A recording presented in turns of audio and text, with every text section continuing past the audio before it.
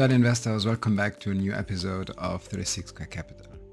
In this episode, we will be discussing the top brands in the world, and more specifically, I am giving you an overview of their cash dividend yields, but also their share buybacks.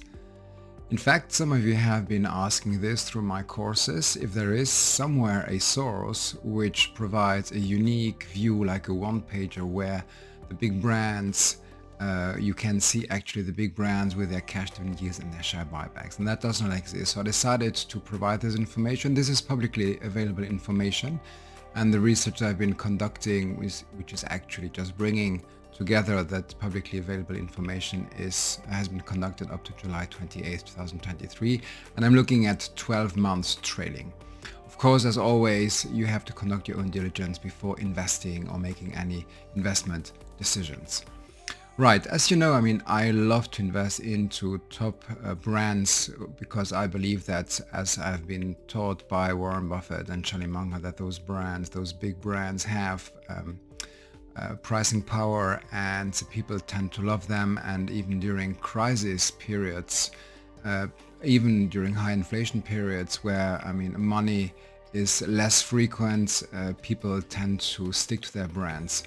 So, two sources that for those who have done my courses, that you know that I'm using, is Interbrand. Here for the time being, only the Best Global Brand 2022 report is out. And Brand Z from Counter, in fact, they have published, I think it's a couple of weeks ago, the latest 2023 most valuable global brands. As a disclaimer, because you know that I am very transparent about also the type of companies that I do own in our portfolio. So currently, the companies that I own in the top brands are Louis Vuitton, Gucci, Mercedes-Benz, Chanel, 3M. If you look at Interbrand, there is also 3M that is part of it. Sephora, Tiffany, those are also part of LVMH.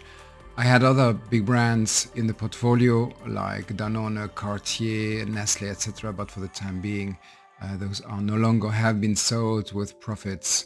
Have been sold out, in fact, of our and my portfolio, in fact. Also, one thing before we move immediately into the top 20 listing is that you have top 20 brands, in fact, that will not appear, like Amazon, Alphabet, so the parent company of Google, Adobe, Disney, Meta, so the parent company of Facebook and Instagram, Tesla as well, and IKEA. So with the exception of IKEA, that we'll cover in a second, so the other brands, in fact, they do not provide any cash dividends, nor have they been doing any share buybacks over the last 12 months. So that's why they have been excluded, and you will not see them in the top 20 listing, even though they are part of the top 20 brands. In fact, just want to make sure that also you get this right. On IKEA, it's also part of the top 20 brands, but as it's a privately owned company, you cannot buy this company for the time being. It's similar to Lego, which I think is a Danish company. So those are very nice companies with strong brands, but they are privately owned.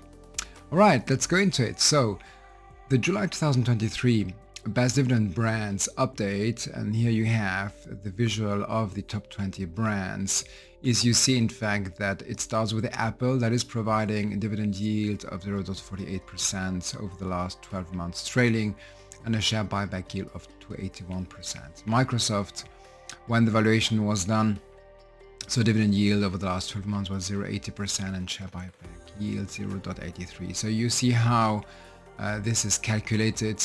If we just focus on the top, let's say, performers, when we look at the highest amount of share buyback, or the highest share buyback yield that is provided, so the amount of cash that is spent to buy back own shares from the market, has been Apple. So over the last 12 months, they have been buying back 2.81%, or providing a 2.81% yield. And BMW, so they have been providing the highest cash dividend yield with a 7.77% cash dividend yield, which is a lot, of course.